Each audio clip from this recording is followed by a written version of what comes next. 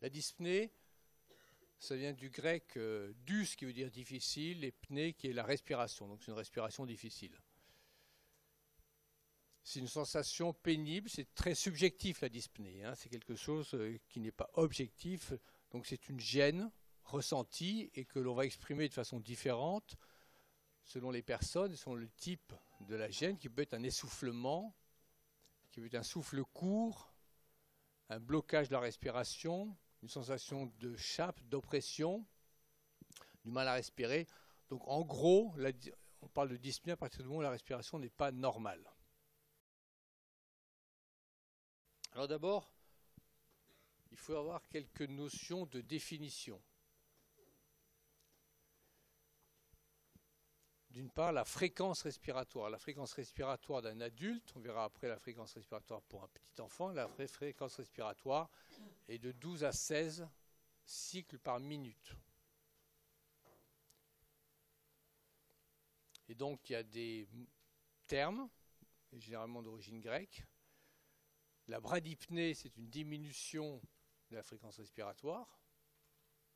Brady en grec, ça veut dire court. La polypnée et la tachypnée, c'est une augmentation de la fréquence respiratoire. Alors, la différence entre polypnée et tachypnée, c'est que la polypnée, elle est en plus superficielle. C'est une respiration rapide, mais superficielle. Donc tout ça, les deux sont une augmentation de la fréquence respiratoire. L'apnée, c'est l'arrêt, pas de respiration. Et l'hypopnée, à la différence de la bradypnée, l'hypopnée, c'est une diminution du volume courant. C'est-à-dire que vous avez une amplitude qui est faible. Donc on va essayer de préciser. Donc ça, il suffit de le regarder, de compter. C'est que normalement, on compte la fréquence respiratoire sur 1 minute. On va faire préciser aux patients si cette dyspnée est ancienne ou c'est récente. Comment est-ce qu'elle est apparue? Donc, généralement, quand elle est ancienne, c'est quelque chose qui est apparu progressivement au fil des jours, des semaines. Mais ça peut être une dyspnée qui est apparue brutalement alors que le patient était en train de faire un effort ou alors qu'il ne faisait rien. Il a tout d'un coup une sensation de gêne respiratoire brutale. Qu'est-ce qui la majore? Qu'est-ce qui l'améliore? Est-ce qu'elle augmente à l'effort? Et par exemple, les asthmatiques, quand ils courent, ils sont à risque de faire une gêne respiratoire, donc une crise d'asthme, donc une dyspnée. Est-ce qu'elle est plutôt le jour, plutôt la nuit, en fin de nuit? Est-ce qu'elle est plutôt en position couchée? Par exemple, les cardiaques qui ne peuvent pas se mettre couchés et qui restent assis, donc ce qu'on appelle une orthopnée. On va essayer de préciser, ça c'est par l'inspection, mais on peut aussi poser la question aux patients, est-ce qu'ils sont plus gênés à l'inspiration? Est-ce qu'ils sont plus gênés à l'expiration? Ou est-ce qu'ils sont gênés aux deux temps? Et on verra que ça, c'est une notion sémiologique qui est très importante, parce qu'une dyspnée bruyante, ça veut dire qu'il y a un obstacle, et à partir du moment où il y a un obstacle, on peut savoir si c'est inspiratoire, ce sera au niveau du larynx, on verra ça tout à l'heure. Expiratoire, c'est les bronchioles, et au milieu, c'est la trachée. Après, il y a quelques notions, quelques types de dyspnée un petit peu particuliers. Il y a ce qu'on appelle la dyspnée de Shenstock, qui est une dyspnée un peu sinusoïdale, où l'amplitude respiratoire augmente, puis diminue, puis s'arrête, puis réaugmente. Ça se voit dans l'insuffisance cardiaque, et ça se voit également dans les atteintes du tronc cérébral, des troubles de la commande.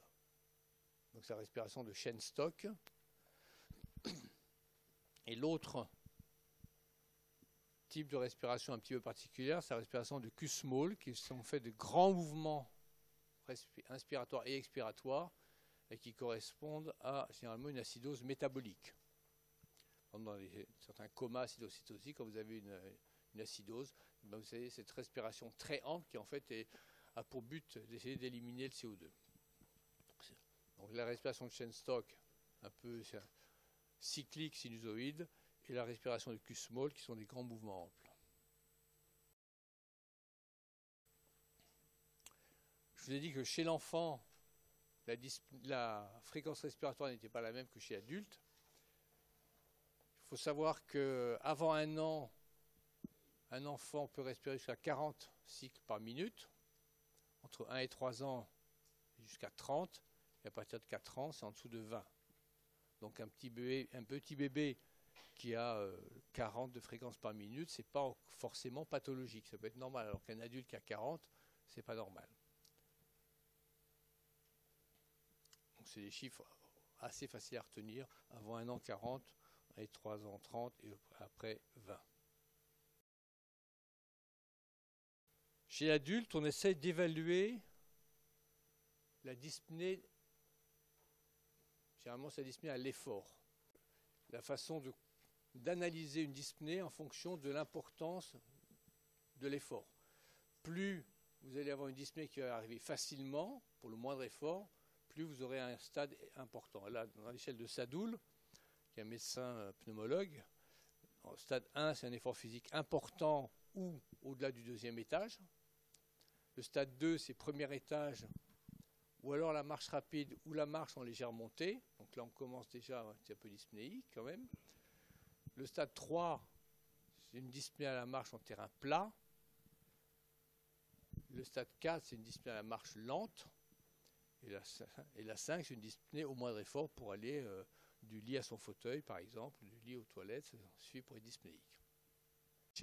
Ça sert à 2 choses. D'une part, quand on veut grouper des malades, on essaie de les grouper par niveau de sévérité comparable, ce qui permet après, deuxième point, d'évaluer l'efficacité d'un traitement dans le cadre d'un protocole, d'un réentraînement ou d'un médicament dans le cadre d'un protocole, et de voir si la dyspnée s'améliore avant et après, enfin après par rapport à avant.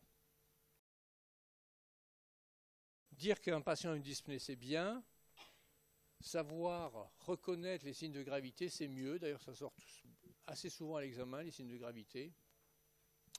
D'une dyspnée aiguë, il y a 2 types de gravité, enfin 3 types, les signes de détresse respiratoire, les signes cardiaques, cardiovasculaires et les signes ou hémodynamiques et les signes neurologiques. Alors c'est quoi les signes de détresse respiratoire?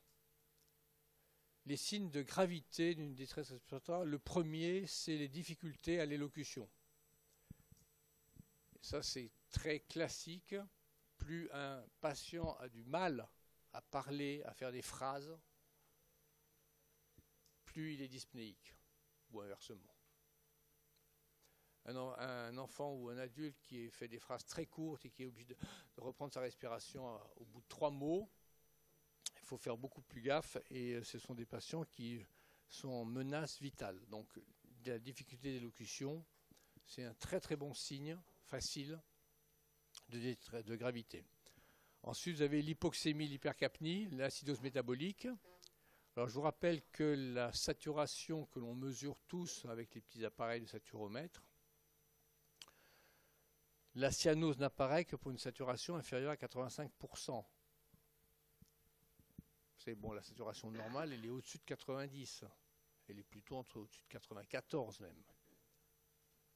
Donc, quand vous avez une détresse respiratoire, quelle qu'en soit la cause, vous allez prendre la saturation. Mais si déjà il a une cyanose, la cyanose témoigne ou va vous dire que votre patient a une saturation qui déjà est à 85%. Donc, il faut peut-être se dépêcher. Autre signe de gravité, les sueurs. La tachypnée, la polypnée au repos, ou inversement la bradypnée. Alors pourquoi est-ce que la bradypnée peut être un signe de gravité? C'est que vous allez avoir une période où votre malade va lutter et va donc être tachypnéique, polypnéique, et à un moment il va lâcher, et sa fréquence respiratoire va diminuer. C'est pas parce qu'il va mieux, c'est parce qu'il va moins bien. Donc il est en train de lâcher. Donc la survenue d'une bradypnée chez un patient qui avait ou qui était polypnéique, il faut comparer avec le reste des examens. Ça peut être parce qu'il est amélioré, parce que vous lui avez fait des nébulisations de bronchodilatateurs, de ventoline, et ça va aller mieux, mais ça peut être aussi parce qu'il est en train de s'enfoncer dans le coma.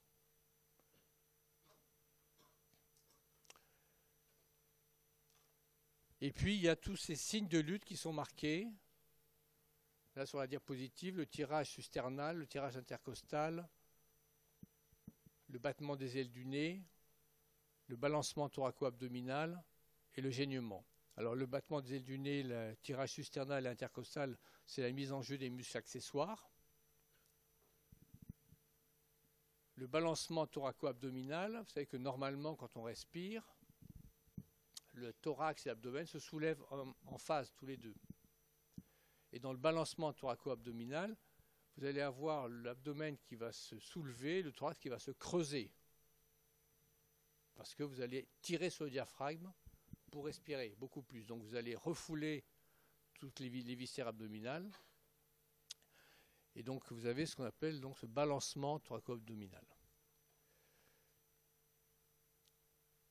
Alors il y a un certain nombre de scores qui sont possibles, hein, qui ont été validés en fonction de l'absence de caractère modéré ou du caractère net du signe de lutte. Et là également, c'est comme pour la dyspnée, ces scores de tirage permettent de voir l'évolution d'un enfant ou d'un adulte en fonction du traitement et de voir l'efficacité d'un médicament et de prendre des groupes homogènes de patients quand on veut les comparer. Deuxième retentissement, donc on a vu le retentissement respiratoire, le retentissement hémodynamique. C'est la tachycardie, les signes de choc, la survenue d'un collapsus ou des signes d'insuffisance ventriculaire droite aiguë. Le retentissement hémodynamique, là, veut dire que votre ventricule droit n'arrive plus à pomper suffisamment. Et donc, il y a une défaillance ventriculaire droite.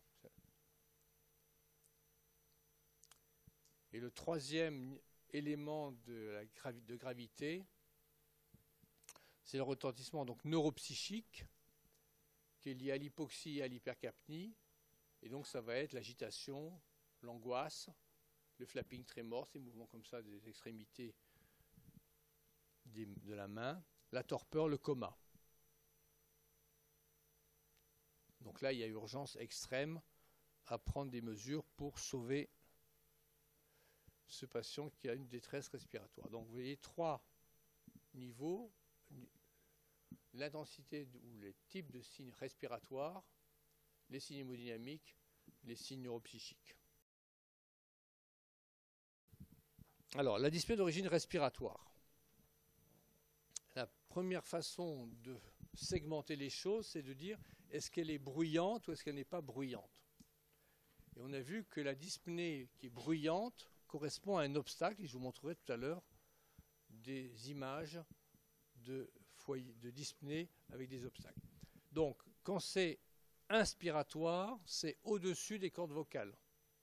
Donc, qui dit au-dessus des cordes vocales veut dire que ça va être une laryngite, une épiglottite, un corps étranger dans le pharynx, le cancer du larynx, l'œdème de Quincke. Vous savez, l'œdème de Quincke, c'est une réaction allergique avec un gonflement.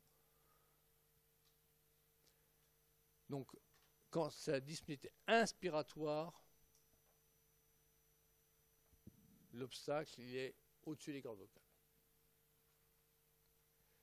Lorsque la dyspnée est aux deux temps, alors la dyspnée inspiratoire, c'est ça, c'est la dyspnée aux deux temps, c'est aux deux temps. Quand c'est aux deux temps, l'obstacle il est trachéal.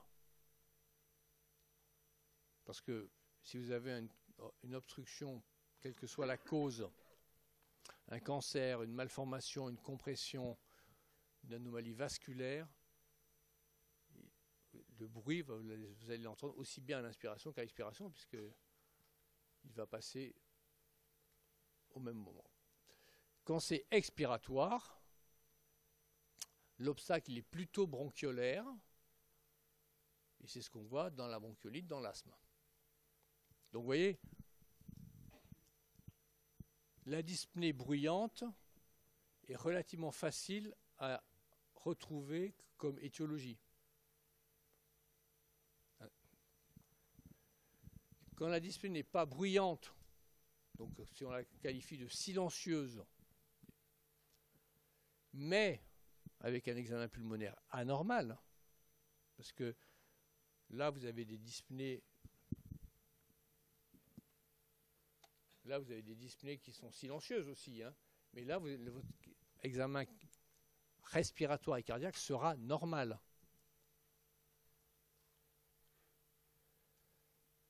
La dyspnée, donc non bruyante silencieuse, avec une anomalie à l'examen respiratoire, ça peut être, vous voyez, une matité, ça peut être un tympanisme, donc il y a un épanchement pleural, ça peut être une matité avec des crépitants dans le cadre d'une pneumonie franche-lobaire aiguë, et ça peut être une pathologie interstitielle sévère avec plein de râles crépitants à l'auscultation. Donc dans ces cas-là, votre examen pulmonaire va être déterminant, ce qui va vous permettre d'aller, et la radiothorax sera encore plus, enfin tout aussi déterminante. Là, vous voyez, vous avez un enfant qui est livré aux 2 temps.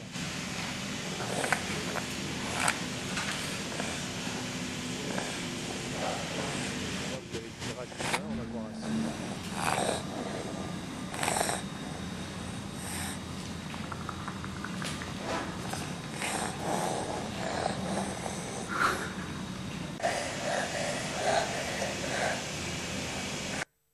Donc cet enfant avait en fait une sténose trachéale congénitale, et cette sténose trachéale congénitale donc, explique que les turbulences de la respiration font ce bruit, et ça va favoriser l'encombrement parce que les sécrétions vont avoir du mal à s'évacuer.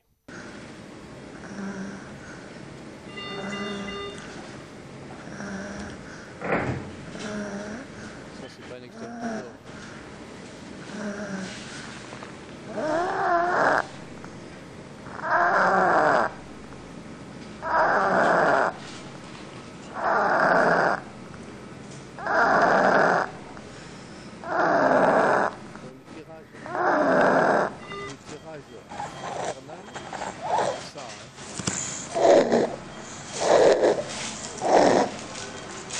C'est un bruit qui est uniquement inspiratoire.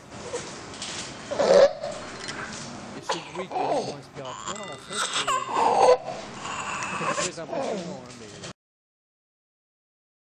Donc vous avez là, sur cette diapositive, un petit peu le résumé de l'approche d'une dyspnée en fonction de son caractère bruyant ou silencieux, en fonction de l'absence ou de la présence de signes respiratoire. Hein.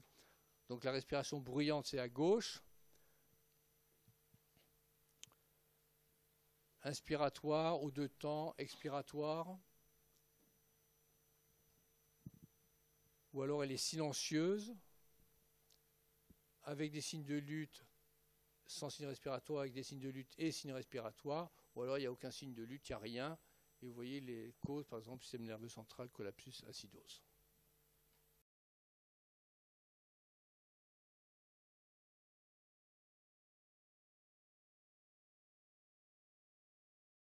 Pass